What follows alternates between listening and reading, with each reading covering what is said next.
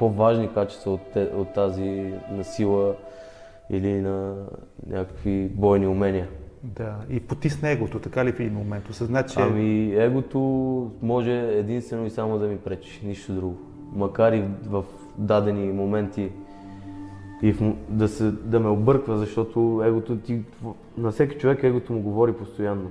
Примерно стане някоя ситуация на пътя, някой е сгрешил, засякал те, после ти свирка, нареди ти лоши думи, нагрубите, примерно, или обидите и ти замълчаваш, продължаваш си пътя и после егото ти говори. Аз вече чак такъв ли съм станал да оставям хората да ме мачкат и така нататък. Това не е мачкане, това просто